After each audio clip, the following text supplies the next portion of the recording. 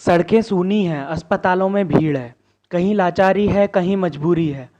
किसी ने अपनों को खो दिया तो कोई अपनों की ज़िंदगी के लिए लड़ रहा है। अब तो अंतिम यात्रा भी मुश्किल हो गई है। ये ऐसा दर्द है जो शायद कभी नहीं भुलाया जा सकेगा। कोरोना ने कई ऐसे घाव दिए जो सदियों तक याद रहेंगे। 2020 एक ऐसा साल है जिसमें कोरोना की लहर ने एक पल में सब कुछ बदल दिया। भागती दौड़ती ज़िंदगी एक मिनट में मानो थम सी गई। हर तरफ एक ही दुआ उठ रही थी, सब कुछ ठीक हो जाए। धीरे धीरे जिंदगी पटरी पर आने लगी, लगा मानो सब ठीक हो गया हो। लेकिन फिर अचानक कोरोना वापस आ गया और एक बार फिर दर्द और तकलीफ़ों ने हमें घरों में कैद कर दिया।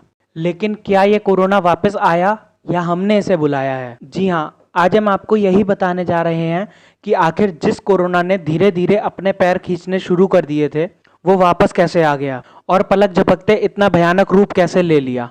आखिर कौन है इसका जिम्मेदार? नमस्कार दोस्तों, आपका स्वागत है हमारे YouTube चैनल अपना लोकतंत्र में। देश में आज कोरोना से हाहाकार मचा हुआ है। अस्पतालों में बेड नहीं है और शमशान घाटों पर लंबी लाइनें लग रही हैं। मानो आज जिंदगी पर मौत भारी पड़ रही है। मरीज ऑक्सीजन के लिए तड़प रहा है और अपने अपनों के लिए।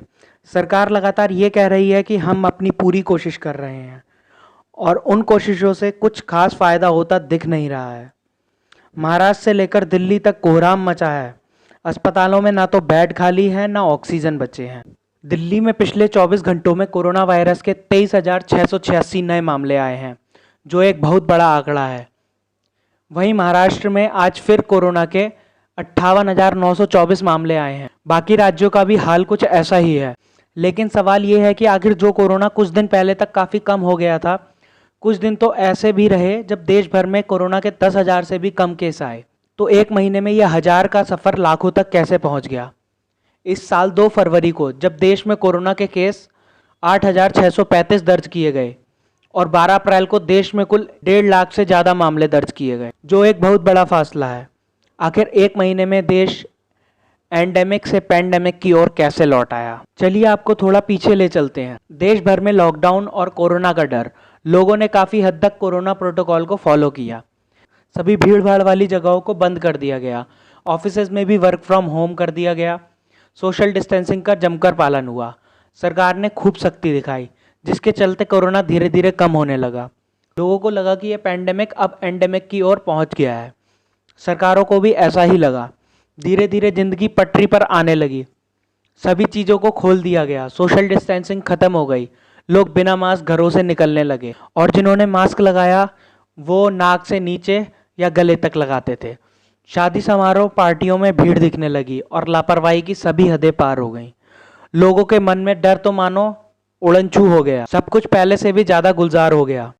सरकारें भी कोरोना को हल्के में लेने लगीं।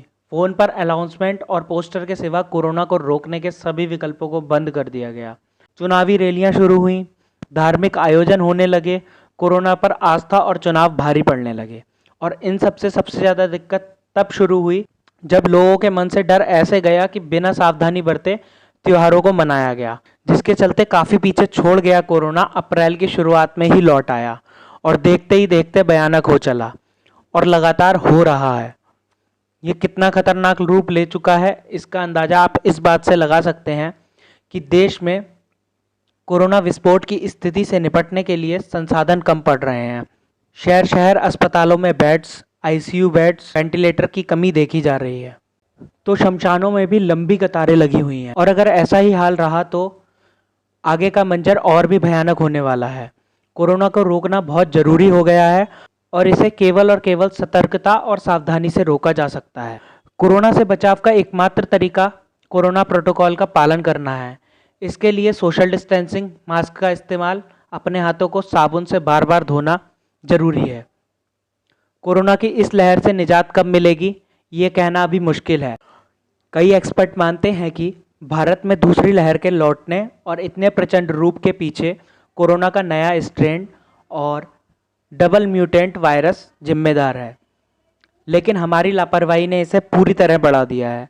इस वक्त कोरोना के नियमों का पालन करना ही एकमात्र उपाय है।